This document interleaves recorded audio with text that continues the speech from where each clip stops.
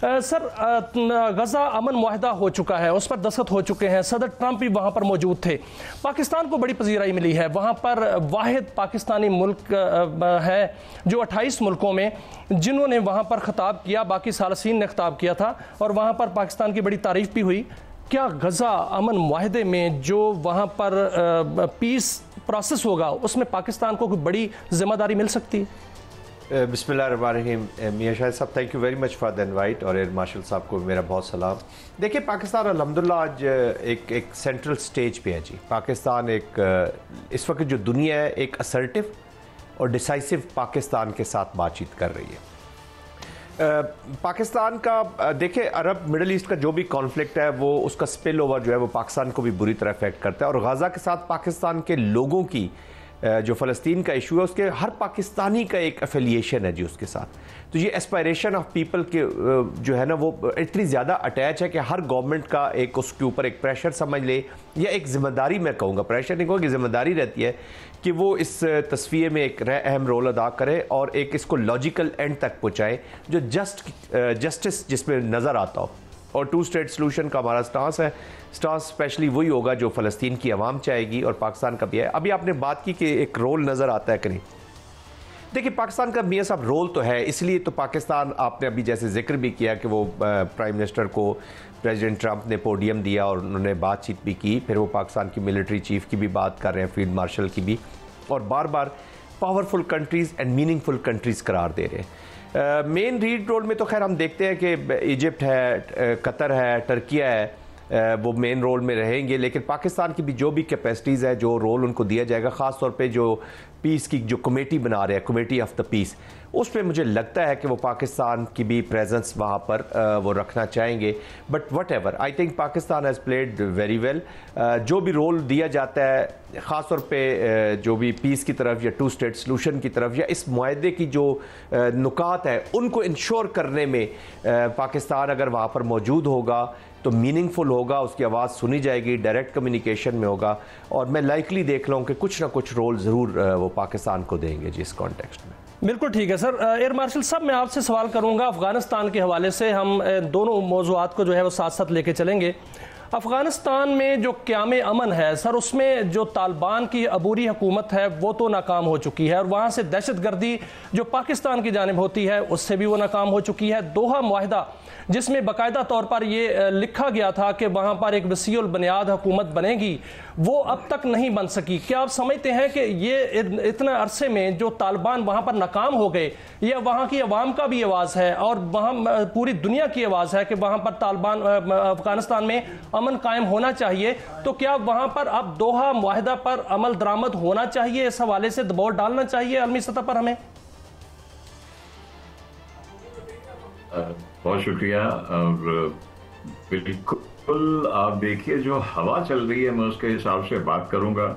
हमने ऑलरेडी कल president Trump को फिर से नोबेल प्राइज के लिए नॉमिनेट कर दिया है, तो मेरे नज़दीक अब उनकी जिम्मेदारी बनती है कि वो इस तरफ भी आए ताकि नौवीं जंग रुकवाएं और नोबेल के 2026 में हकदार बने।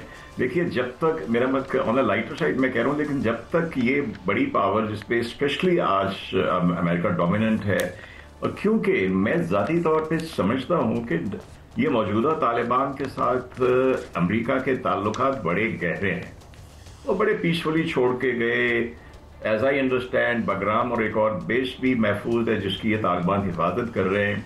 उनका रुपया हमसे ऊपर है, तो उनको हर महीने तकरीबन कोई $1 बिलियन जो है कैश दिए जा रहे हैं, किस रिसोर्सेज से अनश्योर जनजात भी जानते हैं। तो आई थिंक इनको प्रेशर डालना पड़ेगा, और जब तक ये प्रेशर नहीं पड़ेगा उस वक्त आपने बिल्कुल सही कहा, तालिबान की ये वाली हुकूमत नाकाम हो गई है इस तरह से कि ना इसने अपने लोगों का ख्याल रखा है, ना इसका मेरे नज़दीक पूरे अफगानिस्तान के ऊपर उस तरह से कंट्रोल है जिस तरह 9/11 से पहले मुल्ला उमर जो थे, जब उनके तालिबान थे उनका कंट्रोल था, एक स्ट्रीट के ऊपर उनका कंट्रोल था, बारिंग कुछ एरियाज जो दूसरी साइड के थे, दोस्तों वगैरह के रोज साइड के थे। तो आई थिंक ये बहुत ज़रूरी है कि जब अब हमारी मिडल ईस्ट में एक तरह से पीस हो चुका है, जैसा भी है, वो तो आगे देखेंगे कि 20 नकात में से कितने नकात पूरे होते हैं। इमीडिएट रिलीफ तो था कि वहाँ पे जंग बंदी हो, लोगों को खाना मिले, रिकंस्ट्रक्शन हो। तो अब आई थिंक मुझे यकीन है कि America will take a notice of it, और बिकॉज ये कनाइमिस जो हुई है इंडिया की, ये हमारे लिए अच्छी नहीं है। हमारे दोनों तरफ दुश्मन बैठा हुआ है।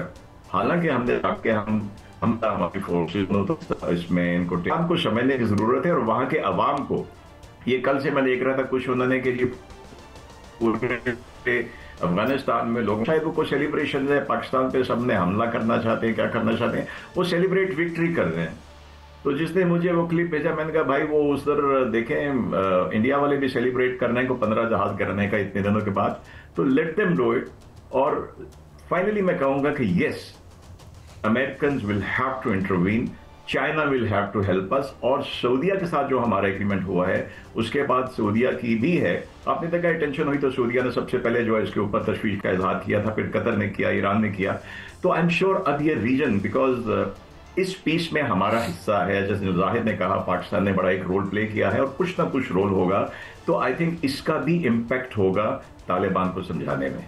बिल्कुल ठीक है। जन साहब, अभी एयर मार्शल साहब ने फरमाया है कि तालिबान बिल्कुल नाकाम हो चुके हैं। अभी चंद दिन पहले जो वहाँ से हमला हुआ पाकिस्तान के ऊपर, उसमें तो साबित हो चुका है कि जो साजिश बनी थी वो भारत के अंदर ही बनी और भारत उसके पीछे है। सर, क्या अब 19 जो चौकियों पर हमला किया गया से जो है वो पाकिस्तानी झंडे लहराए गए हैं, अगर अफगानिस्तान बाज नहीं आता तो क्या आप समझते हैं कि ये बात आगे भी बढ़ सकती है फिर उसके बाद, और बहुत से ऐसे इलाके जो कि मौजूद हैं और वहां पर भी पाकिस्तानी झंडा लहराया जा सकता है?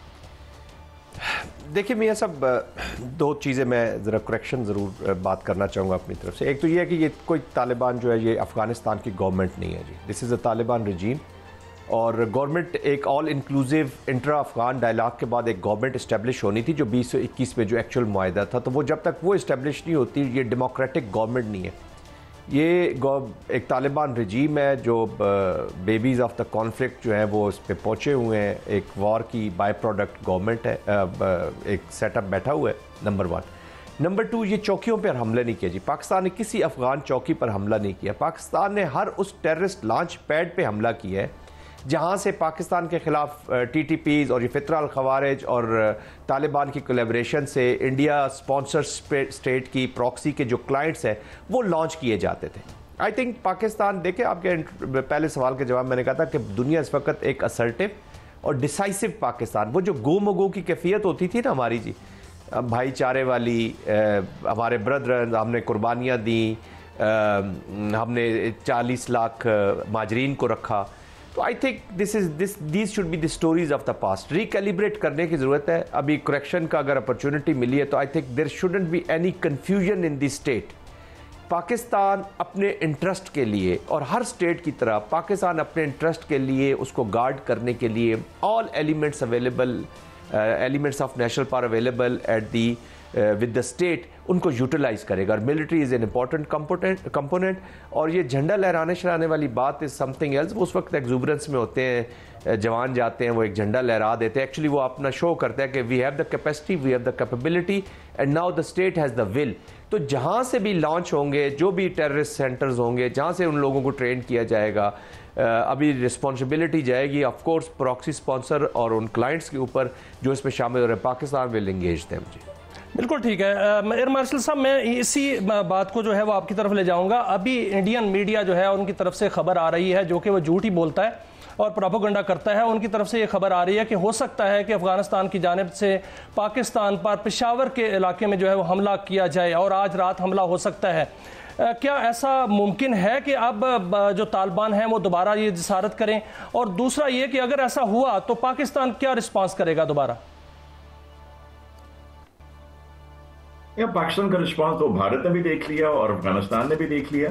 अब पाकिस्तान अब वो पुराना पाकिस्तान नहीं है जहां पे आप इंतजार करते थे कि रोज कैजुअलिटीज हो। हमने वेस्ट ईस्टर्न साइड के ऊपर तो फौरी तौर पर रिएक्ट किया और इंटेंसिव हमने रिएक्शन शो किया, और फिर बुनियाद महसूस का सारी दुनिया ने उसका नतीजा देख लिया। और जब अभी इन्होंने किया, बिकॉज एनफ इज एनफ। हमारे ये जैसे जनरल साहब ने कहा, इसके फायरिंग की आड़ में ख्वारिज को अंदर भेजते हैं और उसके बाद ये धमाके कराते हैं। जहां तक पेशावर हमला करने की बात है तो इनके जो स्पॉन्सर है वो तो रोज ही कर रहे हैं। BI खान के जो पुलिस ट्रेनिंग सेंटर के ऊपर किया, कभी वो ट्राइबल एरियाज में करते हैं। तो अगर वो करेंगे तो आई एम श्योर, मुझे यकीन है कि हमारी जो सियासी और मिलिट्री क़यादत है उसका बड़ा जोरदार और भरपूर जवाब देगी और देना चाहिए। बिल्कुल ठीक है सर। ऐसा अगर होता है जन साहब, अगर ऐसा होता है, अल्लाह ना करे ऐसा हो, और उनको होश के नाखन लेने चाहिए, अगर अफगानिस्तान पाकिस्तान पर हमले की जसारत करता है, इसमें कोई शक नहीं कि भारत उसके पीछे है और भारत जो है वहाँ से साजिश कर रहा है और दो इस्लामी मुल्कों को लड़ाने की कोशिश कर रहा है। अगर ऐसा होता है तो सऊदी अरब के साथ हमारे दिफाई मुआहदा है, क्या सऊदी अरब पहले की तरह जो तहम्मुल में रहने की तलकीन करेगा या हमारे साथ मिलकर जो है हमलावर होगा? देखिए, इस वक्त भारत की तरफ से और जो अफ़गानिस्तान का कोलैबोरेशन हमें नज़र आ रहा है और जो लाइकली वो दोनों एस्पेक्ट्स पे हमला करेंगे पाकिस्तान के ऊपर, एक तो मिलिट्री डोमेन में भी और दूसरा आइडियोलॉजिकल डोमेन में भी। अगर उनका जो विज़िट हो रहा है अभी मुत्तकी साहब का देवबंद का जो उन्होंने विज़िट किया है, तो ये वो फॉल्ट लाइन है जिसको वो एक्सप्लॉइट करना चाहते हैं जी। और पाकिस्तान के अंदर भी इस तरह के ख्यालात वाले लोग मौजूद हैं, तो वो उस डिवीजन पे हमला करो, वो तो है नज़रियाती जो हमारी हिफाजत करनी है जी। That's why whole of a nation approach अपनाने की जरूरत होगी। As far as military is concerned, तो I think Pakistan military is balance. उन्होंने अपनी विल भी शो कर दी और बिल्कुल क्लियर मैसेजिंग कर दी है कि इनफ इज़ इनफ। हमने पीस को जितना चांस पाकिस्तान ने दिया, दुनिया में कोई स्टेट इतना पीस को चांस नहीं देती। हमने अपनी पोलाइटी को, हमने अपनी सोसाइटी को, हमने अपना सोशल फैब्रिक, हर चीज़ तबाह कर ली, अपनी इकॉनमी तबाह कर दी, और वो भी एक ऐसे मुल्क के हाथों जिसका टोटल 30% मेरा ख्याल में वो अपना रेवेन्यू पैदा करते हैं जी, वो भी एग्री वेस्ट है। 70% वो more than 70% they are dependent on the aid जो बाहर मुल्कों से उनको आती है। अमेरिकन अभी भी, जैसे अभी एयर वाइस मार्शल साहब फरमा रहे थे कि अभी भी उनको पैसे भेज रहे हैं, मंथली उनको पैसे आ जाते हैं, उनको मिल रहे हैं, तो उसी एड पे डिपेंडेंट है रीजन। अच्छा, ये अफगानिस्तान अब वो वहाँ पे पोर्ट्रे ये कर रहे हैं कि जैसे पाकिस्तान को सिर्फ प्रॉब्लम, पाकिस्तान को प्रॉब्लम नहीं, इनको चाइना से भी प्रॉब्लम है। China as a problem with Afghanistan. आपने जो मॉस्को का अभी जो 7th सेशन का आपने देखा, जो डायलॉग हुआ, उसका आप एलामिये से अंदाज़ा लगा लें कि there are concern about this country.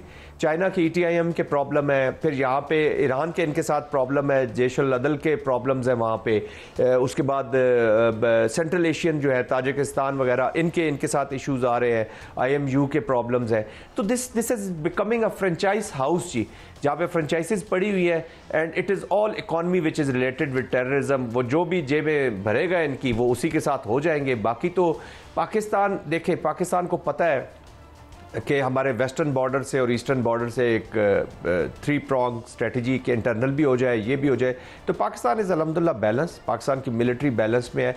जो गवर्नेंस के गैप्स हैं, ये जो अनगवर्नड एरियाज़ हैं, या जो हमारे जो डोमेस्टिक पॉलिटिकल इशूज़ हैं, आई थिंक हमें उस नैरेटिव को इमीडिएटली एड्रेस करने की ज़रूरत है। Because the threat is not looming, it is implemented. ये थ्रेट तो उसकी इम्प्लीमेंटेशन हुई है, we are into the war.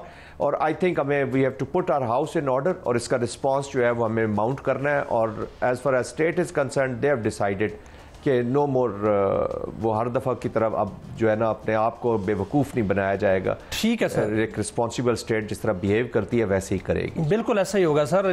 Pakistan ने हमेशा जिम्मेदाराना रोल प्ले किया है।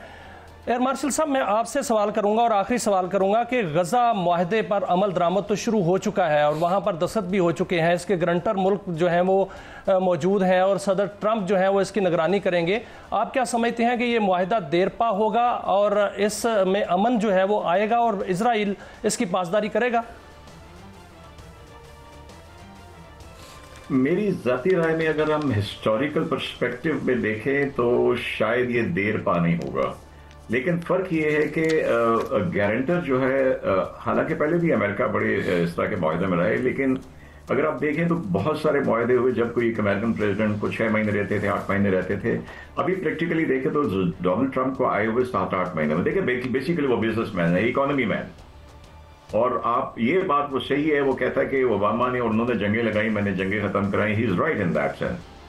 तो देखें, इसमें मेरी जाती राय में ये डिस्ट्रक्शन के बाद कंस्ट्रक्शन भी एक बहुत बड़ी कॉर्पोरेट माफिया है। तो अगर उस पर तक जाना है, और अभी से नाम आ रहे हैं अमेरिका के बड़े ह्यूज कंस्ट्रक्शन कंपनीज के, बिकॉज अभी reconstruction is one of the जो 20 पॉइंट्स हैं उसके अंदर ये शामिल है। तो मेरे ख्याल में कि ग्रेजुअली हमें देखना पड़ेगा। कुछ हद तक तो मुझे यकीन है कि मे बी अगले कोई 20 में से जो कम से कम 8-10 जो पॉइंट्स हैं जिसमें सीज फायर हो गई, फिर माइल्ड होल्डिंग ऑफ बॉर्डर्स हो गया, जिसमें इजराइल ने थोड़ा सा पुल बैक किया है, 53% अभी भी इजराइल के पास है गजा का। देन नेक्स्ट स्टेप में जो लिखा हुआ है कि 40% होगा रिमेनिंग। बहुत शुक्रिया एयर मार्शल साजिद हबीब साहब और जनरल रिटायर्ड जाहिद महमूद साहब, आप दोनों ने अपना कीमती वक्त जो है वो हमें दिया।